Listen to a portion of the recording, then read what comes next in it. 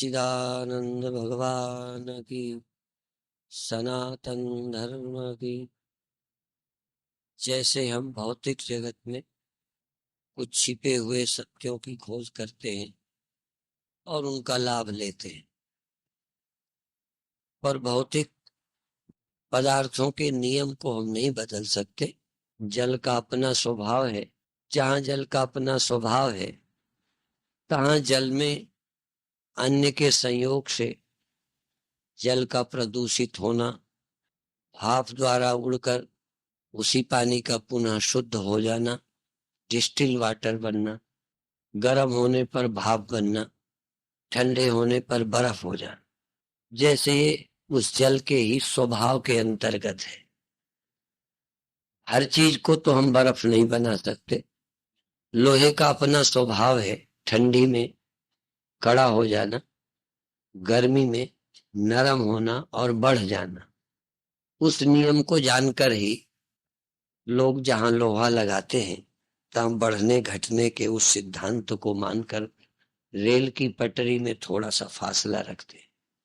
विज्ञान सिर्फ वस्तु के गुण स्वभाव को खोजता है और अपने उपयोगी बनाना या उपयोगी बना लेता है। इसी तरह हम आध्यात्मिक दृष्टि से शरीर, मन, इंद्रियां, बुद्धि, अहंकार, आत्मा, इस सृष्टि के नियमों को, प्रक्रियाओं को खोजें और हम अपनी मांग को पूरी करें। हमारी मांग खोज से पूरी होगी, केवल करने से नहीं। केवल करना, खा लेना, ये स्वाभाविक है। बिना जीवन की सच्चाई को खोजे अपनी मांग पर। अपनी मांग क्या है? नित्य जीवन, सदा रहने की इच्छा, ये मेरी मांग है। सुखी रहने की ये मेरी मांग है। निश्चिंत निर्द्वंद रहने की ये मेरी मांग है। दुखों से, चिंताओं से छूटने की मेरी मांग है। जैसे मानवाधिकार, अपराधी को भी जीने का अधिकार है। अपराधी भी जेल में जाके जिंदा रखे जाते हैं, उनको खाना पीना दिया जाता है। जेल में कपड़ा मिलता है, भोजन मिलता है, जीने के लिए अवसर मिलता है। नहीं तो क्या है, अपराधी को पकड़े, जेल में मार दें। जो अपराधी न्यायालय से सिद्ध हो गए हैं, वो जेल में रहते। मनुष्य को जीने का हक है। जीना उसकी मौलिक मांग है। कई बार अपने जीने के लिए तक अपराध आदमी करता है। अपराध करना नहीं चाहता, जीने के लिए करता है। ऐसे ही बहुत अपराध आप करते हैं। घर में लड़ जाना, तो किसी अपनी मांग की पूर्ति के लिए ही लड़े हो। अपने स्वाभाविक इच्छा की पूर्ति करने के लिए लड़े। या तो आपके बड़प्पन को धक्का लगता है तो गुस्सा आ जाता है। आपके सुख को कोई छीनता है, दुख पहुंचाता है तो लड़ते हो। आपकी कोई ना कोई मांग की पूर्ति नहीं होती, उसी के कारण आप अपराध करते हो। जीवन में उससे अपराध नहीं होंगे जिसकी मांग की पूर्ति हो गई है। जिसकी कोई मांग अब बची ही नहीं, वो अपराध क्यों करेगा? आप भी कभी ख्याल करें, भले हम उस जगह खड़े हैं जहां अपराध स्वाभाविक होते हैं। जैसे बीज से वृक्ष निकलता है, बीज से अंकुर निकलता है, लेकिन उसी से फिर नहीं निकलता। भून जाने के बाद नहीं निकलता। उसी धान से पौधा निकलता है, उसी धान का जब चावल हो जाता है तब बोने से नहीं निकलता। वस्तु तो वही है। वही हमें, जिनसे क्रोध निकलता है, चिंता निकलती है, भय निकलता है, शोक होता है, दुख होता है। और जब ये होता है तो पड़ोसी के साथ हमारा व्यवहार बिगड़ेगा ही। इसलिए हमारे पड़ोसी दो तरह के होते हैं, संबंधी दो तरह के होते हैं, शत्रु और मित्र। क्यों होते हैं? जो हमारी अपनी स्वाभाविक मांग है, उस मांग में जो बाधा दिखता है वो शत्रु हो जाता है। उस मांग में जो सहयोगी होता है वो मित्र होता है। मांग ही मेरी इच्छा का रूप धारण कर लेती है मेरी मांग है सुखी रहने की। ये बात अलग है कि मैं चोरी करके सुखी होना चाहता हूं, तो आप कर लेने देंगे। अब मेरी मांग स्वाभाविक है सुखी रहने की, धनी होने की, मान पाने की, बड़े होने की। साधु को तो नहीं होती ना। हम अपनी मांग नहीं छोड़ सकते। हाँ, इतने बड़े हो, इतने बड़े आप स्वयं समझते हो, चाहे स्वप्न ही देखो, बड़े होने का चाहे स्वप्न ही देखो, खुशी होगी। स्वप्न में आपको कोई मान दे तो आप सुखी नहीं होते। माने जो मुझे चाहिए, चाहे उसका मुझे स्वप्न ही हो। स्वप्न में मैं अपने को जीवित देख रहा था, आत्मा नहीं देख रहा था, आत्मा को जानते ही नहीं। स्वप्न में मैं एक झूठे जीवन को अपना जीवन देख रहा था, और सांप आ गया तो मैं डर जाता हूं, दुष्ट आ गया, शेर आ गया तो मैं डर के भागता हूं। यदि बच पाया तो फिर क्या होगी? खुशी। क्यों हुई खुशी? क्योंकि मैं जीना चाहता हूं, ये मेरी स्वाभाविक मांग है। भले उस समय मैं एक झूठे जीवन को ही अपना जीवन मान बैठा, वो जीवन स्वप्न का ही था। यदि स्वप्न का ही हो पर मेरा हो तो मैं बचाना चाहूं। जग जाने पर वो खत्म हो गया, पर जीवन खत्म नहीं। वो जीवन तो गया जिसको रात में बचा रहा था। ये चिंतन के बिना बात स्पष्ट नहीं होती। स्वप्न में भी मैं अपने जीवन को बचा रहा था, क्योंकि स्वप्न में वो मेरा जीवन था। जाग जाने पर वो बचा नहीं, गया, पर कुछ दुख नहीं, क्योंकि अब मेरा जीवन अभी है। पर अब मेरा जीवन ये है, अब आपका कौन सा जीवन? और यदि ये चला जाए तो दुख होगा। इसका मतलब इसके अलावा अभी आपके पास कोई जीवन का अनुभव नहीं है। ये तो बधाई है कि स्वप्न आपको एक जीवन देता है। स्वप्न एक सृष्टि का अस्तित्व देता है, और उस समय भी जो मेरे को बचाने में मदद करे। कोई मारने आ जाए और आपको पकड़ के मैं स्वप्न में अंदर कर लूं और जंजीर बंद कर लूं, तो मेरे को कहोगे आप तो मेरे लिए भगवान हो। नहीं, वो मार ही डालते। आपने बड़ी कृपा की। डॉक्टर भी बचा लेते हैं तो राहत मिलती है कि डॉक्टर तो हमारे लिए भगवान हो। पर जो जीवन आपका है नहीं, वो आज नहीं कल जाएगा। जैसे स्वप्नों का जीवन गया, पर स्वप्न का जीवन यदि स्वप्न देखते में चला जाए तो जीवन ही चला गया, हम मर गए। जबकि मरते नहीं। स्वप्न में भी यदि कोई मार डालता तो सचमुच मर जाते नहीं। पर उस समय क्या कमी थी? क्योंकि स्वप्न का जीवन तो आपको दिखता था, सत्य जीवन आपको पता ही नहीं था। इसलिए यदि स्वप्न में मरते तो दुख होता। पर जग के मर गए। जग के मर गए कि नहीं? पर बात कहने में गलत लगती है। जग के मर भी गए और जग के बच भी गए। यद्यपि वो वाला जीवन गया, पर दूसरा एक जीवन मिल गया। यद्यपि ये भी सच्चा वाला, इसमें भी खतरा है कि नहीं? जिसको इस जीवन में कोई खतरा ना हो वो तो ज्ञानी है। स्वप्न के जीवन का खतरा जग जाने से गया, पर जागृत के खतरे को कैसे हटाओ? वो रुपए से, डॉक्टरों से, बोलो ना, मंत्र पढ़ने से। इस जागृत जगत का खतरा जो खत्म करते वही गुरु है। जो जागृत जगत का खतरा खत्म करवा लेवे वही सच्चा शिष्य। ये जादू टोने वाला मामला नहीं है, ये सामान्य बात नहीं है, और ये कल्पना भी नहीं है।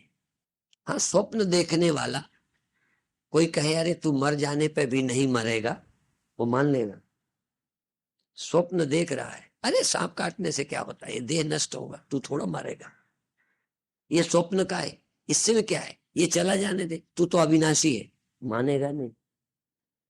जब तक स्वप्न टूटेगा नहीं तब तक समझ नहीं आएगा। ऐसे ही जागृत में चाहे कितना हम भाषण दें, तुम्हारे अंदर निश्चिंतता नहीं आ सकती। और जब तक निश्चिंतता ना आए, समझ लो आप बातें सुनते हो, आपको पता कुछ नहीं। ब्रह्म ज्ञान और निश्चिंतता ये पर्याय है। ब्रह्म ज्ञान और मुक्ति ये दो चीजें नहीं है। जागना और स्वप्न से छुटकारा, ये दो चीजें अलग अलग हैं। जग जाना अलग है और छुटकारा अलग है। पहले जगेंगे, छुटकारा 10-15 दिन बाद होगा। पहले स्वप्नों से छुटकारा होगा, 10-15 दिन बाद जगेंगे। ब्रह्म ज्ञान और मुक्ति तत्काल समकाल होती है। ऐसा नहीं कि ब्रह्म ज्ञान तो अभी हो गया है, अब मुक्ति देखते हैं होगी कि नहीं होगी। ब्रह्म तो पा गए, अब देखेंगे मोक्ष होता है कि नहीं। अब गुरु महाराज कृपा करेंगे, अंत में ब्रह्म ज्ञान अभी हो गया, अब गुरु जी कृपा करेंगे तब मुक्ति होगी। नींद खुल गई, अब कौन दया करेगा, तो स्वप्न के दुख जाएंगे भगवान। नींद खुल गई तो नींद के सुख दुख हटाने के लिए भगवान और कृपा करेंगे। परमात्मा की परख, सत्य का ज्ञान और मुक्ति एक क्षण होती है। फिर भगवान की कृपा की, वो तो यही कृपा है कि आपकी नींद खुल गई। यही पड़ोसी की लिए धन्यवाद कि उसने धक्का दे दिया तो मेरा सपना गया, मैं मर रहा था। चाहे फिर रोने वाले बच्चे से, जिसको जगाने की अकल भी नहीं थी, उसके द्वारा मैं जग जाऊं, चाहे दुश्मन की आवाज से जग जाऊं, पर मेरे लिए वो मित्र हो गया जिसने मेरी नींद खत्म कर दी, स्वप्न का दुख गया। जागृत के दुख जैसे भी जाएं। आप स्वप्न वाले दुख हटाना चाहते हो कि जागृत वाले? स्वप्न वाले तो रोज आके चले जाते हैं, तुम इतने वो हो गए हो बेधड़क। स्वप्न वालों से तुम इतने निश्चिंत हो गए हो, ये आ जाएगा तो आ जाएगा, क्या होगा, थोड़ी देर होगा फिर चला जाएगा। माने ये अनुभव, जागृत की बुद्धि स्वप्नों की परवाह नहीं करती। इसी तरह ब्रह्म प्राप्त बुद्धि, स्थित प्रज्ञ व्यक्ति, स्थित प्रज्ञ व्यक्ति को परवाह नहीं है क्या होगा। उसे पता है जो होगा सब स्वप्न ही है, जो होगा माया मात्र है, जो होगा कल्पित है, बनावटी है। सच में कहीं सांच को आंच नहीं आती, सत्य का कोई बिगाड़ नहीं सकता, सत्य कालातीत है। इसलिए सारा प्रयास जागृत में जगत से छूटने का है। जागृत की मौत, जागृत का वियोग, जागृत की चिंता, जागृत के दुख, जागृत की निश्चिंतता पाना है, जागृत में मुक्त होना है। कब? जब जागृत न रहे तब। बुद्धि के न रहने पर। स्वप्न में भी बुद्धि थी, भग लेते थे, चोरी कर लेते थे, पढ़ लेते थे, पढ़ा लेते थे, स्वप्न में भी बुद्धि थी। और जगने पर भी बुद्धि है, पर जगने वाली बुद्धि का कमाल देखो, सारा स्वप्न। और स्वप्न में कितना दिमाग लगाते फिर भी बात बननी नहीं थी। ऐसे ही जागृत की जगह इस जागृत बुद्धि में यदि ब्रह्म विचार आ जाए, सत्य का विचार आ जाए, सत्य का स्मरण आ जाए, इसीलिए सुमिरो, सुमिरी सुमिरी सुख पाओ, सत्य का स्मरण करो। सत्यम परम धीमहि। भागवत का प्रारंभ सत्यम परम धीमहि से और भागवत का समापन सत्यम परम धीमहि। सत्य का स्मरण ही ब्रह्म का स्मरण है। सत्य त्रिकाल अबाधित, जिसका कभी अभाव नहीं होता। अब देखो, सत्य का कभी अभाव नहीं होता। सत्य वही है जो स्वप्न में भी मरा नहीं था, मरने पर भी जो नहीं मरा था वो है सत्य, पर उसका पता नहीं है। और एक स्वप्न देखने से दूसरा स्वप्न दिख जाए तो भी हमको जीवन मिल गया। वो स्वप्न का जीवन गया, इस स्वप्न का जीवन मिल गया। अभी हमें सत्य नहीं मिला, जागृत में भी सत्य की प्राप्ति नहीं हुई है। इसलिए उन स्वप्नों का ये इलाज ये स्वप्न है, और इस स्वप्न का इलाज वो स्वप्न है। जागृत में तुम्हारी घरवाली मर गई, जागृत में तुम्हारा लड़का मर गया है, स्वप्न देखने लगे, स्वप्न में भी लड़का मर रहा था, एक महात्मा आए और जल छिड़का, वो जी उठा स्वप्न में। तो जागृत के मरे हुए लड़के का दुख स्वप्न में होगा? हमारे गुरुजी का शरीर नहीं रहा था। बहुत साल बाद अचानक गुरुजी को हमने स्वप्न में देखा, आ गए तो हमने पैर छुए और हमें बड़ी खुशी। याद तो ये भी था कि ये मर गए थे, ये भी याद, और प्रत्यक्ष दिख रहे। तो आश्चर्य हुआ, संदेह नहीं हुआ, आश्चर्य हुआ कि तो मर गए थे, आ कैसे गए, पर बड़ी खुशी हुई।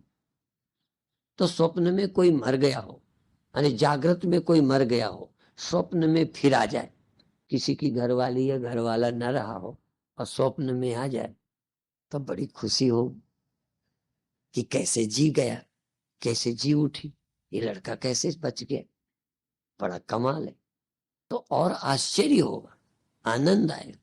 तो जितना अभी हम देखते हैं लगभग अभी स्वप्न ही देखते हैं, जीने का भी स्वप्न ही देख रहे हो।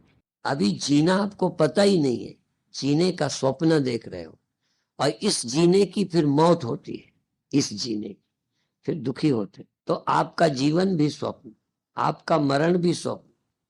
असल में सत्य के बिना जाने आपका सब कुछ स्वप्न है। इसलिए एक इतनी सी चौपाई, मोह निशा सब सोवनिहारा, देखें स्वप्न, मोह निशा सब, एक आध स्वप्न देख रहे हैं, मोह निशा सब सोवनिहारा, देखें स्वप्न अनेक प्रकारा। यही जग, कौन जगते, यही जग यामिनी जागही जोगी, इस जग में जोगी जागते हैं। अब जो जागते हैं वो योगी हैं कि जिनको तुम मान लेते हो योगी राज, वो योगी। कई बार तुमको हर लाल कपड़ा वाला जगह लगता है, महामूर्ख भी आपको जगह लगते हैं क्योंकि बाबा बन गए। जो मंदिर चला गया भगवान का भगत लगता है, महामूर्ख और भगत लगता है। हर मंत्र लेने वाला गुरु जी को पा गया, अब कल्याण हो गया, हो ही जाता है। जिन जिन लोगों ने गुरु बना लिए सब तर गए। पहले तो गुरु ही कोई नहीं बनाता, बेवकूफ जरूर बनाता है, कोई गुरु नहीं बनाता। गुरु तो वो बनाता है जो उसकी शिक्षा को सुनता है, शिक्षा को मानता है। हम कहाँ गुरु बनाते हैं, हम तो उनको भी ज्ञान देने की सलाह दे देते हैं। कई हमको बताते हैं ऐसे मंत्र दिया करो, कई हमें बताते हैं आप तो घंटों समझाते हो, मंत्र दे के छुट्टी लिया करो। अब हमें समझाना मंत्र लगता है, लोगों को लगता है मंत्र दे के छुट्टी करें, काय खोपड़ी खराब कर। प्रवचन में भी लोग सलाह देते कि कुछ गाया करो, उससे अच्छा लगता है। आपको भी कीर्तन गाने वाला साधु अच्छा लगे, माने गुरु भी आप अपने मन का ढूंढते हो, आपके मन का गुरु हो कि गुरु के मन के आप हो। यदि गुरु के मन के आप हो जाओ तो तर जाओगे, पर कहीं गुरु आपके मन का हो जाए तब तो गुरु का भी बेड़ा गर्क, तुम्हारा तो होना ही है। लड़कों का शादी में लड़कियों का चयन अपने हिसाब का होता है, अपनी नेचर से लोग सुंदरता के प्रेमी चमड़ी देख लेते हैं, बाद में चाहे नरक हो जाए। तो जैसे लड़की लड़के का चयन करना कोई खेल नहीं है, ऐसे गुरु का खोजना कोई खेल नहीं है। आप अपने मन का ही गुरु पसंद कर लो, कोई जादूगर ढूंढेगा, कोई तांत्रिक ढूंढेगा, क्योंकि समस्या आपकी वो लग रही है मुकदमे की। कोई ब्रह्म ज्ञान चाहिए क्या, ब्रह्म ज्ञानी मिल जाए तो कहोगे अभी नहीं, पहले मुकदमे वाला गुरु मिल जाए। आपकी जो प्रॉब्लम है उसके अनुसार आप गुरु ढूंढते हो। अभी आपको अज्ञान कोई समस्या नहीं लगती, परमात्मा के अज्ञान के ही, अज्ञान के अलावा कोई समस्या नहीं। केवल समस्या है परमात्मा का अज्ञान, और केवल समाधान है परमात्मा का ज्ञान। पर लगेगा नहीं, स्वप्न में किसी को लगेगा जगना समस्या का समाधान है। स्वप्न वाले को लगेगा मेरे लड़की नहीं है, कोई लड़का नहीं है, मेरा ब्याह नहीं हुआ, दुकान नहीं चलती, स्वप्न में। क्योंकि स्वप्न वाले की समस्या स्वप्न जैसी है, वो उन्हीं को सोचता रहता है। पर जगत की विस्मृति समस्या है। स्वप्न क्या है, जागृत की विस्मृति और जगत के नाम से मिथ्या का अनुभव, वो भी जगत ही है। स्वप्न जगत ही नहीं दिखता और जगत ही दिखता है। स्वप्न में क्या है, जगत नहीं दिख रहा और जगत ही दिख रहा है। कौन सा? असली वाला खो गया है, असली वाले की तरफ ध्यान नहीं है, असली को हम भूल गए हैं और नकली देख रहे हैं। आप भी असली मैं को भूल गए हैं, नकली मैं में जिंदा हो। असली मैं को भूलना और नकली मैं में जिंदा रहना ही स्वप्न है। असली मैं को भूलना निद्रा। निद्रा किसे बोलते हो? जिसमें असली वाला जगत भूल जाता है और नकली दिखता है। असली को भूलना निद्रा और नकली का देखना स्वप्न। तो असली मैं को भूलकर नकली मैं को देख रहे हो। तुम भी सोए भी हो और स्वप्न भी देख रहे हो। इसलिए मोह निशा सब देख ही स्वप्न अनेक प्रकारा, यही जग जामिनी जागहि जोगी, परमार्थी प्रपंच वियोगी। मैं की ममता छोड़ दे, मैं की ममता छोड़ दे और मैं की कर ले जांच। स्वप्न के मैं को प्यार करते हो कि नहीं करते हो, हमें मालूम, और उसको खतरा हो जाए तो बड़ा लगता है। पर जब तक जगोगे नहीं, असली में मिलेगी नहीं, तब तक सपने वाली मैं ही तुम्हें प्यारी लगेगी। अब भी आपको अपनी मैं बचाने में लगे पड़े हो और आपकी मैं बची बचाई है। मैं मरने वाली नहीं। अपन को आपन ही बिसर्यो। पहला काम, अपन को आपन ही बिसर्यो। जैसे श्वान कांच मंदिर में, जैसे श्वान कांच मंदिर में, चारों तरफ कांच लगे, कुत्ता घुस गया। जैसे श्वान कांच मंदिर में भ्रम बस भूखी मर्यो, अपन को आपन ही बिसरे। आपने क्या गोस्वामी जी के पद नहीं पढ़े? क्या आप लोग रामायण नहीं पढ़ते? क्या आपने गीता बिल्कुल नहीं सुनी? क्या भाषण नहीं सुने? पर जग गए ना। या तो जगाने की नीयत से आपको सुनाया नहीं जाता, या जगने की नीयत से आप सुनने नहीं आते। वो क्या विद्या है जो मुक्त न कर दे? वो क्या ज्ञान है जो भ्रम न हटाए? वो क्या गुरु है जो समस्या का समाधान न करे? पर आप ये एक रस्म मान रहे हो सत्संग। और कितना अच्छा तुमको समझाया जाए। क्या सारी भीड़ फरीदाबाद की समझने के लिए तैयार होगी? नहीं होगी। इसलिए भीड़ की आशा मत करो, भीड़ को सत्संगी मत मानो, भीड़ को जिज्ञासु मत समझो। आप जिज्ञासु हो जाओ, बस इतना ही काफी है। कम से कम आप तो ईमानदार हो जाओ। कम आए हैं उनकी चिंता मत करो। मुझे तो यह है कि आप भी आए हो कि नहीं आए हो। जो नहीं आए उनकी क्या चिंता कर। एक वो शेर सी लोग सुनाते हैं कि उनके लिए क्या रोना जो मझधार में तूफान के मारे डूब गए। उनके लिए क्या रोना जो समुद्र की लहरों में तूफान में डूब गए। उनके लिए क्या रोना? रोना तो उनकी किस्मत में जो आके किनारे, जो नहीं आते प्रवचन सुनने, उनके लिए हम नहीं रोते। हम रोते हैं उनको जो सुन के भी नहीं समझते। और उनसे भी ज्यादा रोना औरों पर है जो लाल कपड़ा करके, बात को जरा समझना, रोना तुम्हारे लिए भी नहीं। तुम तो सागर में हो, डूब सकते हो। जो घर बार छोड़ के बाबा बन के फिर भी सो रहे हैं, फिर भी वही बेवकूफी की बातें, फिर वही सोच, फिर वही दुकान, फिर वही खोपड़ी। रोना उनकी किस्मत पर जो आके किनारे, बैठ किनारे डूब गए।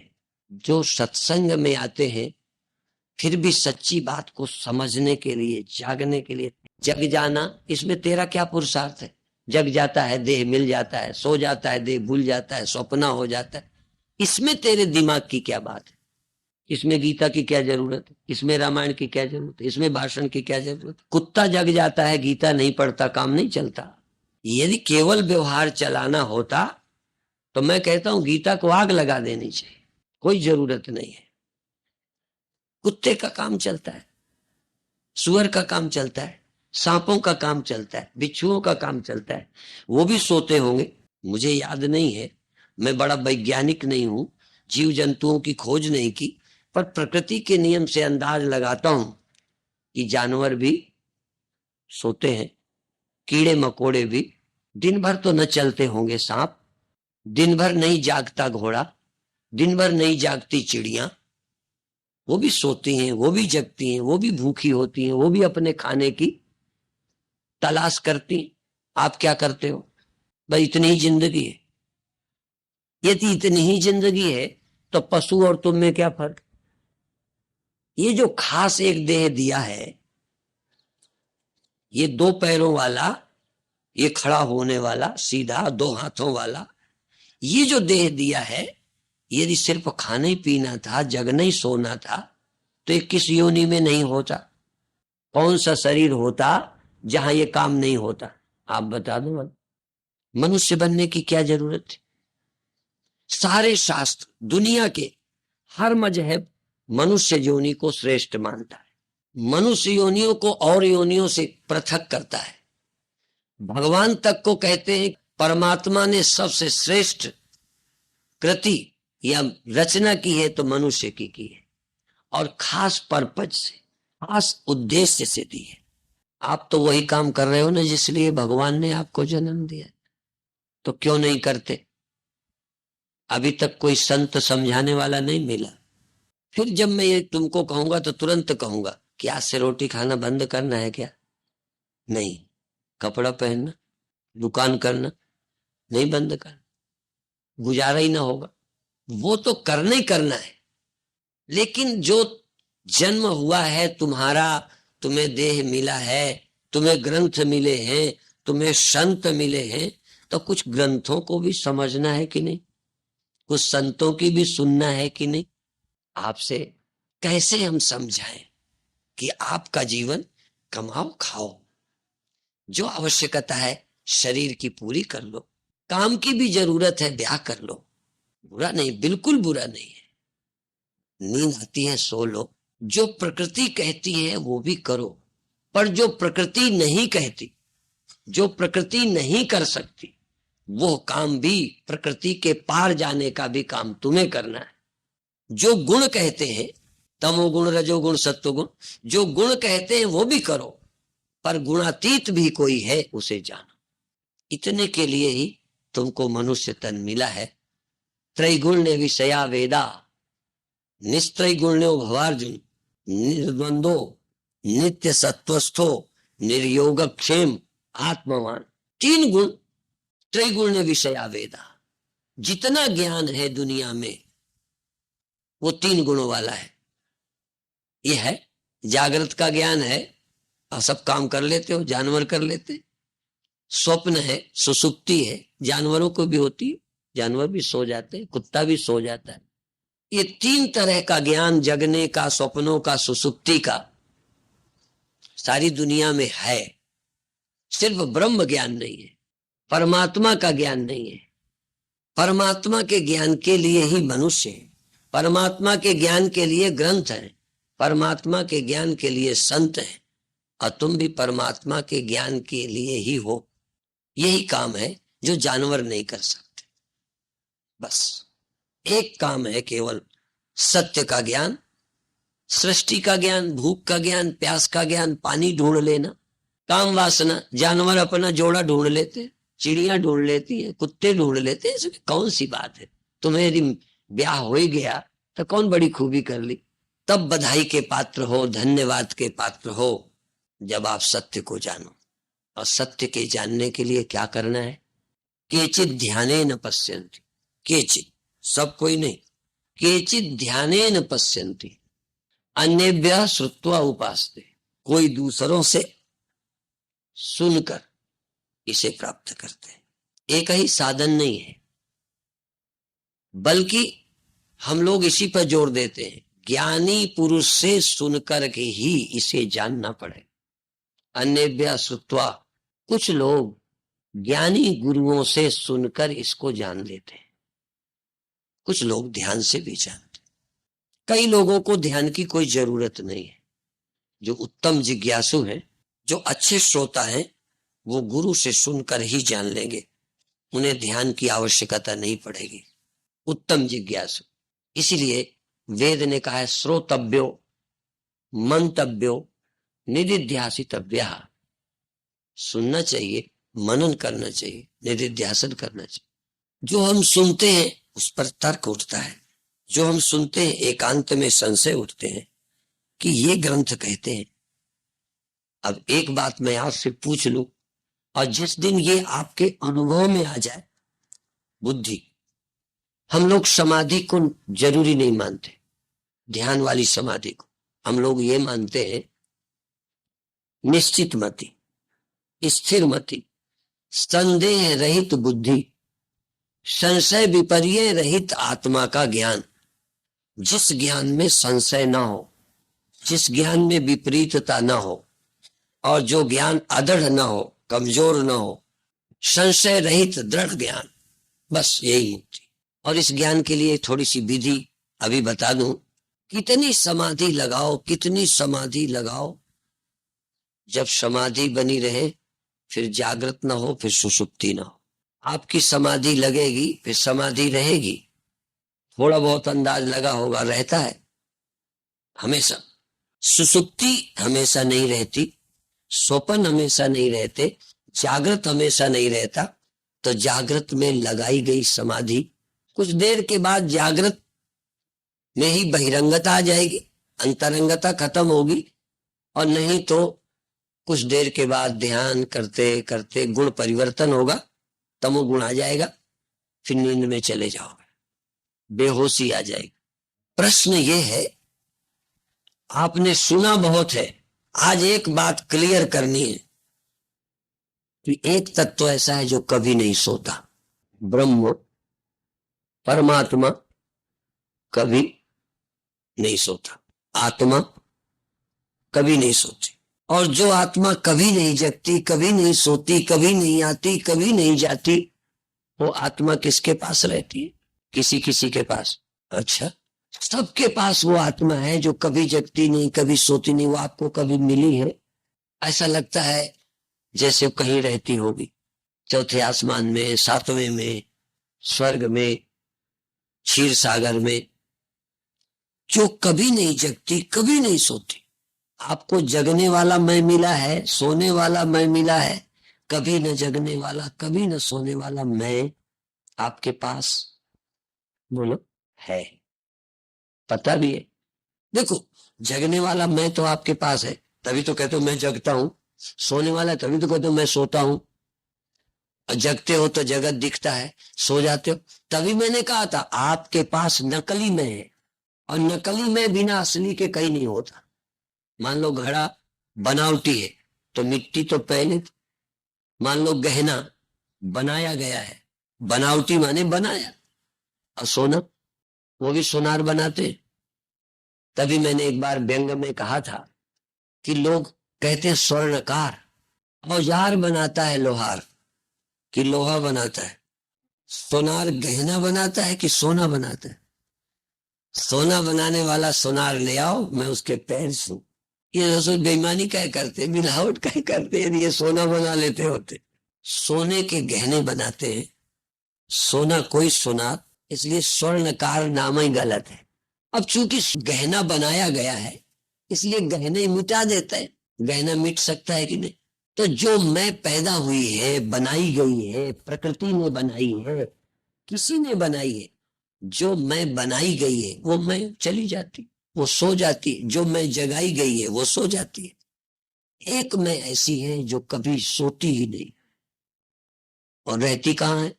जहां जगने वाली सो जाने वाली मैं रहती है ना, इसी की वो आत्मा है। काहे रे बन खोजन जाई, सर्वनिवासी सदा लेपा, तो ही संग, कोई संग तेरे में ही समाई है।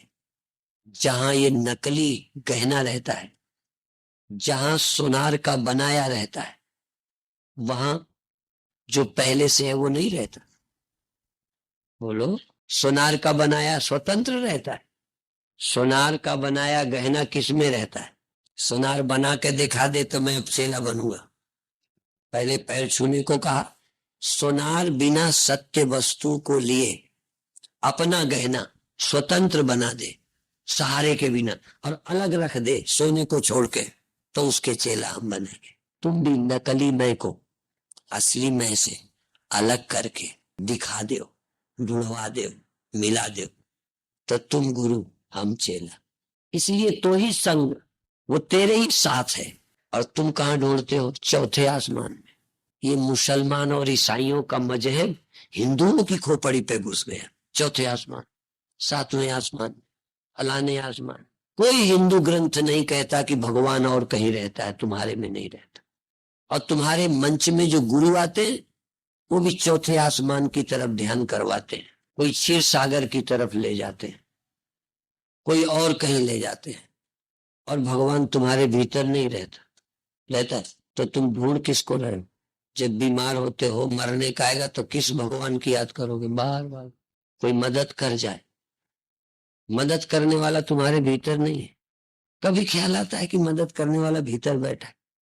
असल में लगता है कि भीतर वाला मदद करता होता तो कर ही देता, इसलिए बाहर वाले का भरोसा करो।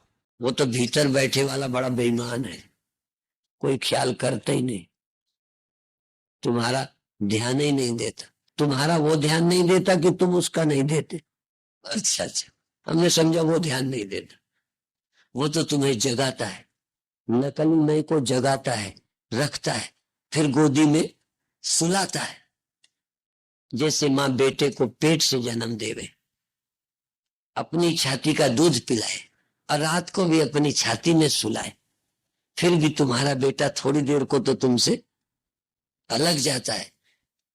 हम परमात्मा के बेटे, परमात्मा हमें जन्म देता है, रखता है, जगाता है, सुलाता है, फिर जगाता है, फिर सुलाता है, 1 मिनट को नहीं छोड़ता।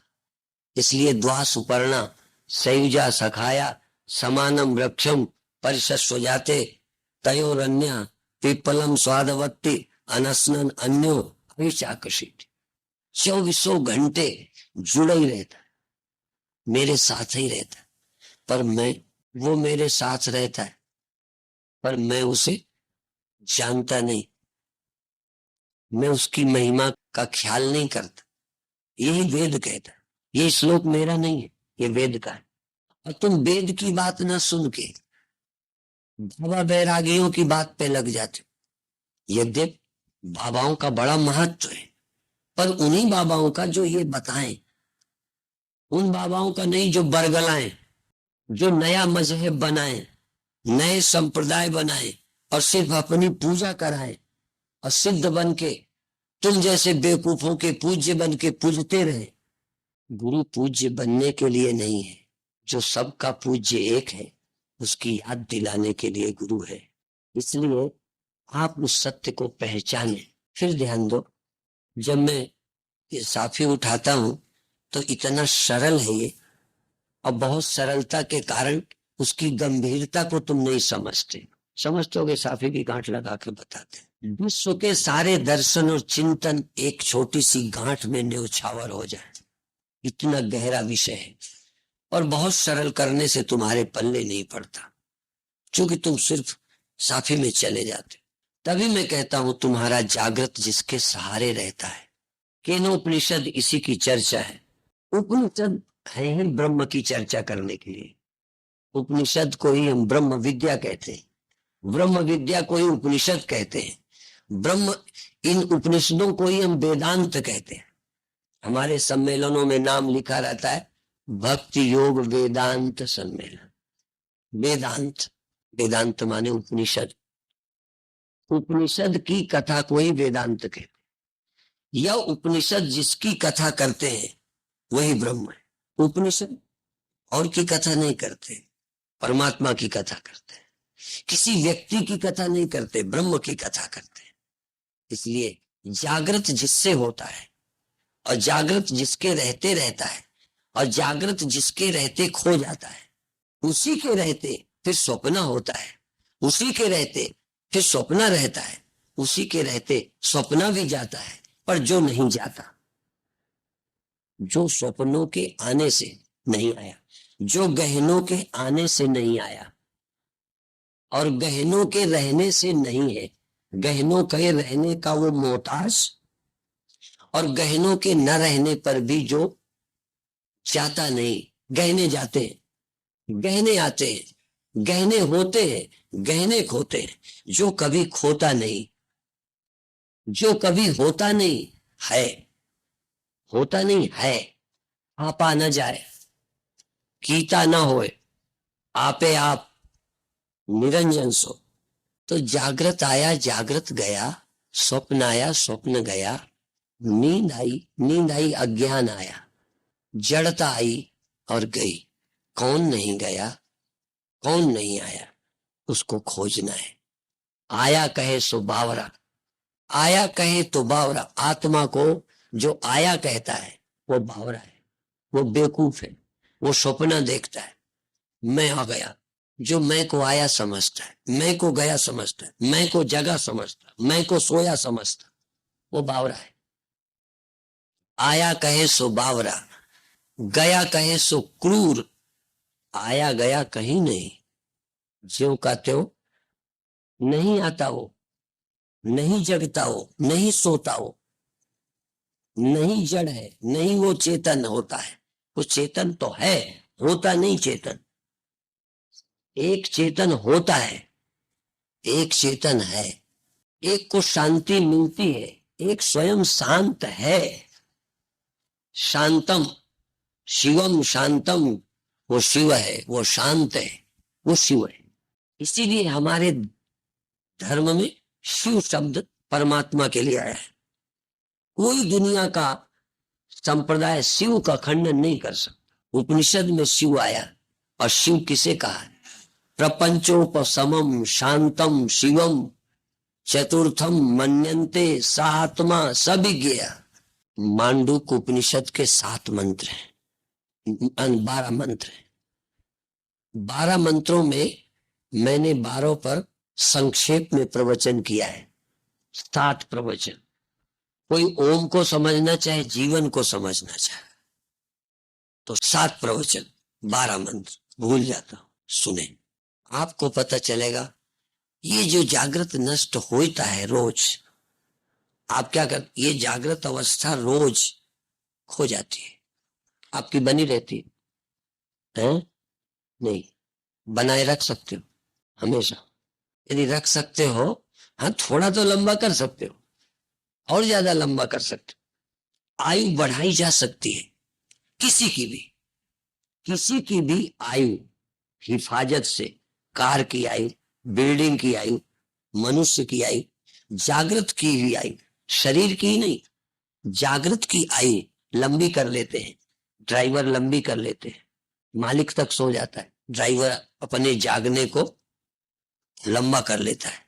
पहरेदार चपरासी लंबा कर लेते हैं। आप भी जरूरत हो तो छोटी कर लेते हैं, जल्दी कर लेते हैं। जागृत को लंबा कर सकते हो, पर जैसे शरीर की आयु लंबी कर सकते हो कि अमर कर सकते हो, लंबी कर सकते हो। इसीलिए 100 वर्ष के, 150 वर्ष के, 200 वर्ष के, 500 वर्ष के, 1000 साल के, कौन? योगी बाबा। ते 1000 साल क्यों, अमर क्यों नहीं कहते? देवराव बाबा बोलो कितने साल के थे? मालूम है किसी को? नहीं मालूम, सुना भी नहीं। देखो, सुनने वाले भी, क्योंकि निश्चित है कि बिना बढ़ाए हिंदू समाज रह ही नहीं सकता। हमने 140 सुनी है, और कई लोगों ने 150 सुनी है। यही कई ने बताया 500, 250, 500 साल के भी एक बोला है। और अभी थोड़े दिनों बाद 1000 की भी सुन लोगे, और कई तो ये भी कह देंगे 10,000 साल। लेकिन लंबी ही तो हुई। ये साल कहने वाले, अमर तो कोई नहीं कहता कि देवराव बाबा अमर है। मरे ही नहीं, मरते ही नहीं, पैदा ही नहीं हुए, ये तो नहीं कह पाए। तभी मैंने कहा हमें 1000 से भी कोई तकलीफ नहीं, हमारा क्या घाटा लगना है। एक 500 साल जिए होंगे तो क्या हो जाएगा, भगवान करे तुम भी जी लो। लेकिन 500 साल के बाद मरना आपको अच्छा लगेगा? सवाल तो ये है, बना क्या? आश्चर्य है। 140 भी जिए तो आश्चर्य है, महानता है, इसमें दो राय नहीं। तुम बीमार ना हो, स्वस्थ रहो, बधाई, आप संयमी हो, बहुत अच्छी बात है। लेकिन शरीर की आयु लंबी हो सकती है, पर शरीर अमर नहीं हो सकता। जागृत भी लंबा हो जाता है जरूरत पर, नहीं है तो जल्दी सो जाते हैं। कल मैं जल्दी सो गया, नहीं समझ में, मन करता था सो गए, अब फिर भी न मानते। हर प्रसाद बहुत खुशी की बात है, ये मान गए, पर मैं तुमसे लड़वाना चाहता हूं। यही मान गए, नहीं मैं जरूर आता। मैंने कहा ऐसे भगत होना चाहिए कि हमारी भी मान लिया। नहीं कहते आपको तो चलना ही पड़ेगा, तो क्या करें। फिर आते ही ड्राइवर भी सोना चाहते हैं, पर गाड़ी चलाते, नौकर है, इसलिए जागृत लंबी करनी पड़ती। तुम्हें भी ध्यान करना है तो जागृत को लंबा करो, पर लंबा कर सकते हो अविनाशी। जागृत अविनाशी नहीं हो सकता, स्वप्न सदा नहीं रह सकता, अवस्था ही नहीं रहेगी, सुषुप्ति सदा नहीं रह सकती। नहीं तो सो गए थे, सोए रहते, समस्या का समाधान ही हो गया। यदि सोए रहे तो कौन सी समस्या है, रह पाते हो? नहीं, हम आशीर्वाद देते हैं सोए रहो। सोना भी लंबा तो हो जाता है। ये बड़ा सोता है, सवेरे तक सोता है, 8 बजे तक सोया रहता है, कि सोया ही रहता है। ऐसी शिकायत कोई कि सोया ही रहता है, कि सदा कौन रहता है? सदा रहने वाले की खोज का नाम अध्यात्म विद्या है। और रहता कहाँ है? वहीं जहां जगने वाला रहता है, वहीं जहां सोने वाला रहता है, वहीं। इसलिए उसको कहां ढूंढने जाओगे? और वो कब मिलेगा? जो तुम्हारे साथ रहता है। मिलना बाकी है कि समझना बाकी? मिला तो है, सयुजा। आर्य समाजी भी कहते वो कर्म से मिलेगा, वो कहते उपासना से मिलेगा, केवल ज्ञान से नहीं मिलेगा। और हम क्या कहते हैं? दावे से कहते हैं कि जो मिला मिलाया है केवल ज्ञान ही से मिलेगा, और किसी तरीके से नहीं मिलेगा। मिले मिलाए के लिए और कुछ करना बेवकूफी। मिले मिलाए को सिर्फ पहचानना की है, ये अपरोक्ष हो जाए कि ये है, और दृढ़ता से कह सको कि मुझे प्राप्त है। और तुम उससे कितनी दूर रहोगे जब पहचानोगे? यदि घड़ा मिट्टी को पहचाने तो फिर मिट्टी में कब पहुंचेगा? क्या करे तब पहुंचेगा? फूट जाए तब? न फूटे तो मिट्टी में से अलग रहता है, बोलो ना। मर जाए तब मिट्टी में मिलेगा। घड़े की शक्ल बनी रहे तो मिट्टी से अलग रहता है। तो जब देह छूटेगा तब हम ब्रह्मलीन होंगे, ब्रह्म मिलेगा। हम हो तो ब्रह्म से अलग रहेंगे। क्या है ब्रह्म का? क्या आकार का घड़े का तोड़ देना मिट्टी में मिलाना है? घड़े के तोड़ने से जो मिल गया समझते हैं वो तो मूर्ख है। इसलिए समाधि मूर्खों के लिए, बुरा नहीं मानना। समाधि में जो मिलते हैं वो मूर्ख हैं। बिना समाधि के जो मिला अनुभव करते हैं उन्हीं का नाम ज्ञानी है, और कोई ज्ञानी है ही नहीं। कोई एक गोल गोल गोली को कहे गोलाई मिटाओ तब ये मिट्टी होगी, चपटापन मिटाओ तब ये मिट्टी होगी, लंबाई मिटाओ तब मिट्टी होगी। लंबाई क्या है? चौड़ाई क्या है? चौड़ाई झूठी है, मिट्टी है। गोलापन झूठा है, मिट्टी है। घड़ापन झूठा है, मिट्टी है। अभी भी घड़ा है, कहने मात्र को है। क्या कहने मात्र को? अभी तुम जीव हो और कुछ हो नहीं, अभी भी तुम ब्रह्म हो। ब्रह्म होना नहीं पड़ता, लेकिन इस विज्ञान के लिए फिर कहो थोड़ा सा बुद्धि सूक्ष्म हो जाए, समझने की योग्यता आ जाए। दिन भर कामना में लगे आदमी को समझने की फुर्सत नहीं। कौन समझेगा? तुम्ही को समझना है, और तुम्हारा मन लगा है। हम इस चिंतन के लिए बैठाएंगे, आपको संसार की चिंता सताएगी, समझेगा कैसे? समझाना तो घड़े को है, मिट्टी को नहीं। घड़े को समझाना, समझाना गहनों को है, समझाना जीवों को है। और ब्रह्म, तब लोग क्या पूछते हैं जब हम कहते हैं जीवों को समझाना है, तो कई लोग कहते हैं हो गए ना फिर दो, एक ब्रह्म हो गया, एक जीव हो गया, ऐसे पूछते हैं। हम भी कहते हैं हाँ, जीव को ही समझना है, पर समझने के बाद जीव नहीं है। क्या कमाल है! धान है पर बाद में फिर धान नहीं है। जब तक नहीं जाना तभी तक जीव है, जब तक नहीं जाना तभी तक जन्म मरण है, जब तक नहीं जाना तभी तक समस्या है।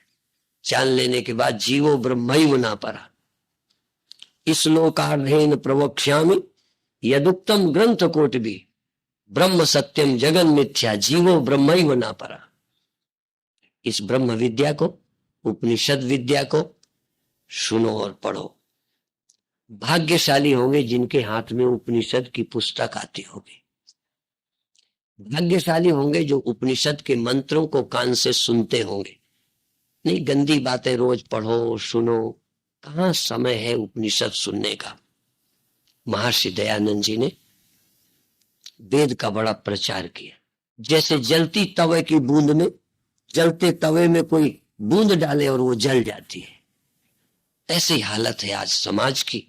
अच्छे ग्रंथों को सुनने वाला कोई नहीं है। इतना प्रयास किया, उस उपनिषद विद्या को सुनो, और जो इस उपनिषद विद्या को सुने उसे कोई बरगला नहीं सकता, बहका नहीं सकता, गुमराह नहीं कर सकता। फिर परमात्मा के नाम से कोई ठगी और धंधा नहीं कर सकता। नहीं तो परमात्मा के नाम से ठगी चल रही, परमात्मा के मिलाने की दुकानें खुली हुई। जो चीज कीमती होगी उसके नाम से तुरंत धंधा चलेगा। बीच में 500 का नोट भी जाली चल गया था। 300 का नोट जाली चला है, बोलो 150 का। जो होता नहीं उसका जाली भी नहीं हो सकता, उसमें ठगी भी नहीं हो सकती। परमात्मा है और परमात्मा जरूरी है, इसलिए परमात्मा के नाम से जितनी ठगी है दुनिया में और किसी के नाम से धोखा लोगों ने नहीं खाया। परमात्मा के पाने के लिए लोग उलझे पड़े हैं, हमें मिलता ही नहीं है। कैसे मिलेगा? 1 मिनट में मिलाएंगे, आंख बंद करो, रोशनी दिखा दी, भगवान मिल गए। कई अभी भी कहते हैं अबे मैं रोशनी नहीं दिखती, जैसे रोशनी भगवान हो गए। ये तो बेवकूफ बनाने की बात है। क्या रोशनी होती? ये जो दिख जाए रोशनी होती, और जिससे दिखे वो क्या होती? अभी बता दो। आंख वाला ही देखता है उजेला हो गया, और आंख वाला ही देखता है अंधेरा हो गया। अंधेरा और उजेला दोनों आंख से दिखते हैं, ज्ञान और अज्ञान दोनों साक्षी से दिखते हैं। साक्षी को तो कभी, साक्षी का अभाव, आत्मा का अभाव कभी होता ही नहीं। आत्मा ने अभाव भी देखा और भाव भी देखा। भाव भी जगत का, अभाव भी जगत का, प्रकाश भी सांसारिक, अंधकार भी सांसारिक, ज्ञान भी लौकिक और ज्ञान का अभाव भी लौकिक। आत्मा तो अलौकिक है, उसका ज्ञान अज्ञान का प्रश्न ही नहीं उठता, वो तो सदा ही है। इसलिए आत्मविद्या को उपलब्ध करके सब संशयों से रस्त होता है। फिर कोई गाओ अभी ये नहीं गया, वो नहीं गया, वो नहीं गया इसलिए कि आप अभी भी जगत को खोपड़ी में बसाए हो। जैसे किसी घड़े को हमने समझाया कि तू मिट्टी है, कहता है ये तो मैं समझ गया, पर मेरा मरना कैसे मिटेगा? जरा बात समझना। घड़े को समझाया कि तू मिट्टी है, ये तो मैं समझ गया मैं मिट्टी हूं, पर मरना तो मिटा नहीं। इसका मतलब क्या हुआ? तेरी खोपड़ी से तू घड़ा है ये ख्याल अभी जाता नहीं है। नहीं, घड़े का ख्याल है, और मौत कहाँ है? घड़े के ख्याल में ही मौत है, मिट्टी में कहीं मौत। अभी भी हम साक्षी तो जान गए, फिर बदलना क्यों बंद नहीं होता? हम आत्मा तो जान गए, ये फिर आत्मा तो नित्य चेतन है, फिर ये जगना और सोना क्यों होता है? तो आत्मा का जगना कहाँ होता है? आत्मा के रहते जगना सोना मालूम पड़ते, जैसे मिट्टी के रहते घड़ा का रहना, घड़ा का मिटना मालूम पड़ेगा, खूब मालूम पड़ेगा। पर जो मिट्टी है उसको पूछना पड़ेगा कि घड़ा तेरे रहते मालूम पड़ता है, घड़े का न रहना किसे मालूम पड़ता है? तो तू जान। इसलिए आत्मा के द्वारा जब तक तुम आत्मा हो ये ख्याल में नहीं आएगा, तब तक जन्म मरण की भ्रांति नहीं जाएगी। आज इतना ही कहकर अभी समाप्त करते हैं।